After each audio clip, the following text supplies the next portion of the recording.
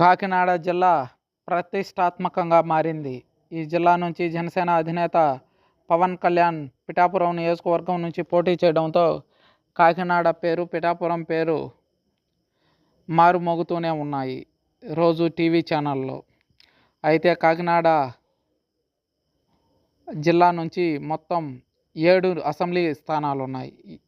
NDA కూటమిలో భాగంగా 7 assembly స్థానాల్లో 5 స్థానాలు తెలుగుదేశం, 2 స్థానాలు మాత్రమే జనసేన తీసుకుంది.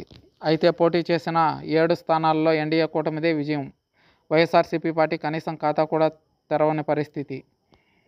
అయితే అసెంబ్లీ నియోజకవర్గాల వారీగా మెజారిటీలు చూద్దాం. ఇక్కడ తుని నుంచి యనమల దివ్య మెజారిటీ 15,177 తెలుగుదేశం పార్టీ అభ్యర్థిగా పోటీ చేశారు. ప్రతిపాడు నుంచి తెలుగుదేశం పార్టీ అభ్యర్థిగా పోటీ చేసిన వరుపుల సత్యప్రభ 38,768 ఓట్ల మెజారిటీతో గెలుపొందారు. ఇక పిఠాపురం నుంచి జనసేన అధినేత పవన్ కళ్యాణ్ జనసేన పార్టీ తరఫున పోటీ చేశారు. మెజారిటీ 70,279. అయితే కాకినాడ రూరల్ నుంచి పొత్తులో భాగంగా జనసేన కేటాయించడం జరిగింది ఈ సీటు.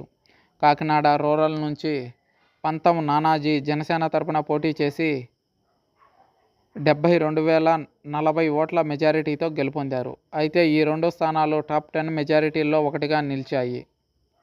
పెద్దాపురం నుంచి చిన్నరాజప్ప తెలుగుదేశం పార్టీ నుంచి పోటీ చేసి 40,451 మెజారిటీని సాధించారు. కాకినాడ సిటీ నుంచి తెలుగుదేశం పార్టీ తరపున వనమాడి వెంకటేశ్వరరావు పోటీ చేసి 56,572 స్థానాలు 72 ఓట్ల మెజారిటీతో గెలుపొందారు. జగ్గంపేట నుంచి జ్యోతుల నెహ్రూ తెలుగుదేశం పార్టీ అభ్యర్థిగా పోటీ చేసి 52,676 ఓట్ల మెజారిటీని సాధించారు. అయితే పిఠాపురం నుంచి ఈ 2 నియోజకవర్గాలు, కాకినాడ జిల్లా నుంచి పిఠాపురం నియోజకవర్గం, కాకినాడ రూరల్, ఇవి 2 కూడా టాప్ 10 మెజారిటీలలో నిలవడం విశేషం. ఇక్కడ వైఎస్ఆర్సీపీ పార్టీ కనీసం ఖాతా కూడా తెరవలేదు. అయితే గత 2019 ఎలక్షన్స్లో వైఎస్ఆర్సీపీ పార్టీ తూర్పుగోదావరి, పశ్చిమ గోదావరి జిల్లాల్లో ఉన్న